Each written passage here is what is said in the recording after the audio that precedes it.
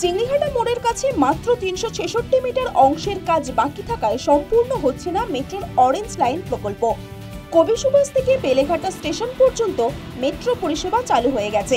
চিংড়িঘাটের কাজ সম্পূর্ণ হলে বিমানবন্দর পর্যন্ত সম্প্রসারিত হতে পারে মেট্রোর অরেঞ্জ লাইন।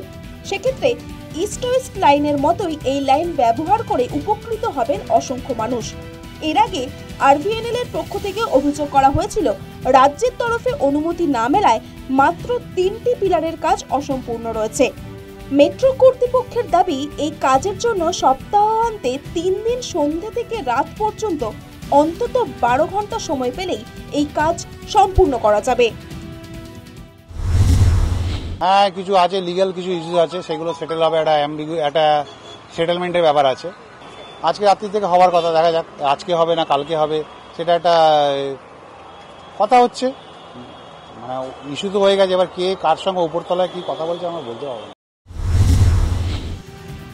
চিংড়িঘাটা মোড়ের যান চলাচল এবং বিকল্প রাস্তায় গাড়ি চলাচলের ক্ষেত্রে রাজ্য সরকার পদক্ষেপ না করায় এই কাজ সম্পূর্ণ করতে পারছে না মেট্রো রেল কর্তৃপক্ষ, যার ফলে অসুবিধায় পড়তে হচ্ছে সাধারণ মানুষকে। এদিকে দীর্ঘ কয়েক বছর ধরে মেট্রোগুলির পিলার রাস্তার ওপর দাঁড় করানো রয়েছে একইভাবে। বেহাল রাস্তায় একদিকে দীর্ঘ সময় জ্যাম, ফলে ঘন্টার পর ঘন্টা জ্যামে আটকে ভিড় বাড়ছে চিংড়িঘাটার রাস্তায়। अगर चालू हो जाएगा तो बेहतर रहेगा। जॉब जाने में मतलब वैसे भीड़ बहुत हो जाती है और जॉब में आने जाने के लिए सुविधा हो जाएगी। हाँ, ये स्टेट लैंड एक्विजिशन तो स्टेट का काम है ना, वो जल्दी से उसको करके दे बेहतर रहेगा, क्योंकि ऑब्वियसली फायदा सबको होना है उससे। और अगर कोलकाता का होगा तो मतलब ऑब्वियसली जो यहाँ के रेजिडेंट है उन्हीं लोग को फायदा होगा।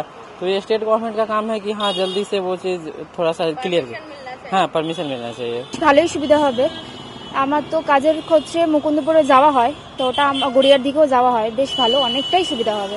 এখন বাসে করে যাওয়া হয়, অনেকটা লেট হয়, সময়টা হাতে পাওয়া যাবে আর কি। ইতিমধ্যেই কলকাতা হাইকোর্ট নির্দেশ দিয়েছে, জনগণের বৃহত্তর স্বার্থের কথা বিবেচনা করে রাজ্য সরকারকে সমস্ত পক্ষের সঙ্গে আলোচনায় বসতে হবে। এই বৈঠক থেকে সদর্থক সমাধান সূত্রে পৌঁছতে হবে। সেই নির্দেশ মেনেই আগামী মঙ্গলবার মেট্রো ভবনে বৈঠকে বসবে সব পক্ষ। এই বৈঠকে উপস্থিত থাকবে কলকাতা পুলিশ, কলকাতা পুরসভা, কেডিএমএ, পরিবহন দপ্তর, নগরায়ণ দপ্তরের বিশেষজ্ঞ প্রতিনিধিরা। সেই বৈঠকে কি কাটবে জট? 366 মিটার এলাকায় জট কাটিয়ে মেট্রো অরেঞ্জ লাইন কি পুরোপুরি পরিষেবা চালু করা যাবে?